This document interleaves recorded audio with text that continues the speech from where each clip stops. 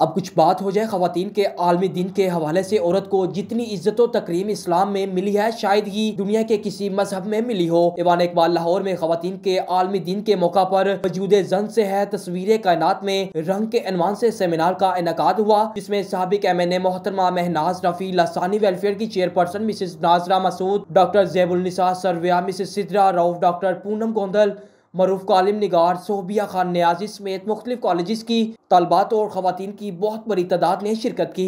नुमाइंदा Prime Star News HM Fayaz ने seminar में शरीक ख़वातीन से वुमेन डे के हवाले से खुसूसी गुफ्तगू की। इनका क्या कहना था, आइए जानते हैं।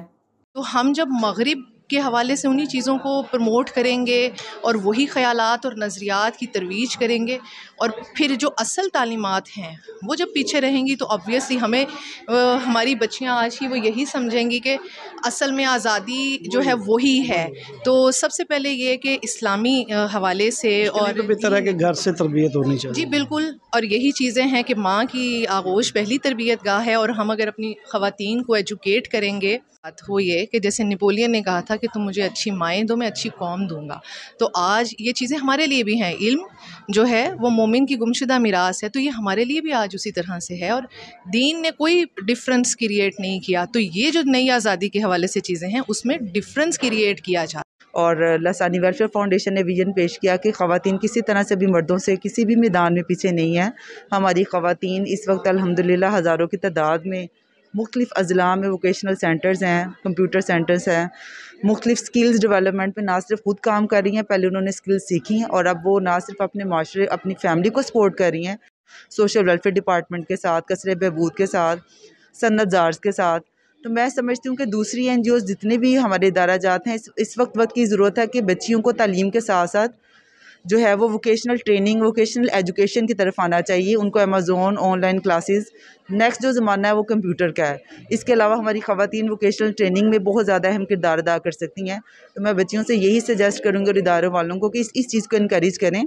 अपनी मदद आपके तहत जो कि VN लसानी वेलफेयर फाउंडेशन का भी और सोशल वेलफेयर डिपार्टमेंट का भी के ऑन सेल्फ हेल्प बेसिस हज़रत हवा अलैहिस्सलाम को सलाम पेश करूँगी। फिर फ़िरौन के बिलमुकाबिल डट जाने वाली हज़रत आसिया अलैहिस्सलाम को सलाम पेश करूँगी। फिर इस्लाम की पहली खातून जिनका खून वहाँ जो शहीद हुई हज़रत सुमैया, उनको सलाम पेश करूँगी। फिर यजीद के दरबार में डट जाने वाली बीबी ज़ैनब के हुज़ूर सलाम पेश करूँगी। और बीबी लाम ने औरत को जो मुकाम, जो मर्तबा, जो इज़्ज़त बतौर बेटी, बतौर माँ, बतौर बहन, बतौर बीवी और बतौर इंसान दी, मैं समझती हूँ दुनिया के सारे मज़हब मिल जाएं, दुनिया की सारी तंजीमें मिल जाएं, जो इस्लाम ने हकूक़ दे दिए हैं उसके बिलमुकाबिल हम किसी को भी नहीं ला सकते। रसूलुल्लाह सल्लल्लाहु अलैहि वसल्लम ने तो औरत को पसंदीदा चीज़ करार दिया है, लेकिन यूं करके बैनर पकड़कर और मेरा जिस्म और मेरी मर्ज़ी की इस्लाम में कहीं भी गुंजाइश नहीं है। इस्लाम जो है वो औरत को एक हदूद के साथ, क़यूद के साथ वो मंजर आम पर आकर अपने फ़राइज़ मनसूबी सरअंजाम देने की इजाज़त देता है, वो जिहाद में जाने की भी इजाज़त देता है, लेकिन ये कहीं नहीं कि आप अपनी मर्ज़ी से चले।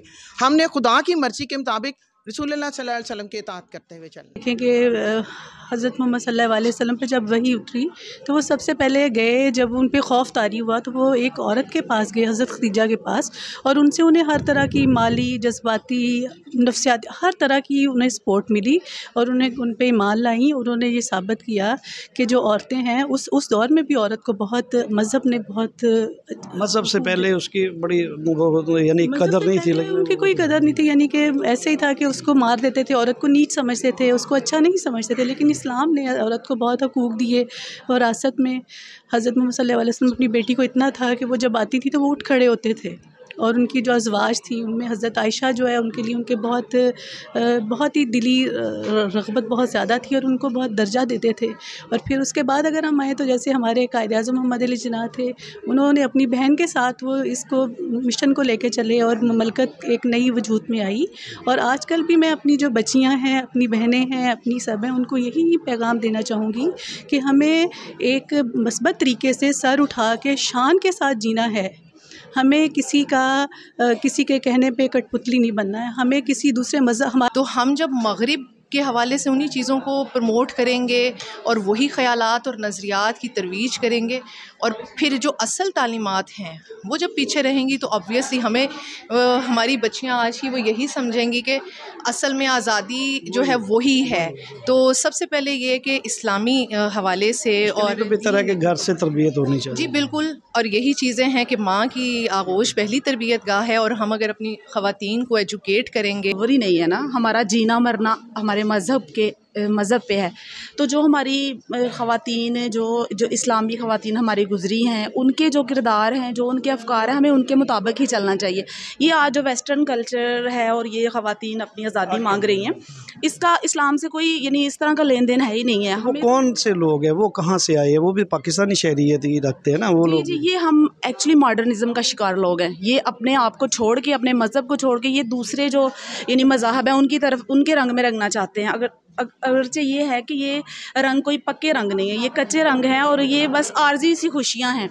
हमारा जो असल इस्लाम है, हमें उसमें हर चीज़ नज़र आ जाती है। हमें उसमें यानी औरत को काम करने का भी है कि वो काम कर सकती है, वो तालीम हासिल कर सकती है, यहाँ तक भी है। तो इस्लाम से पहले थी जो मतलब बंदिशें थी औरत के लिए, उसका जो है ना वो और तरह से देखा जाता था, लेकिन हमें तो हर तरह से इजाज़त है।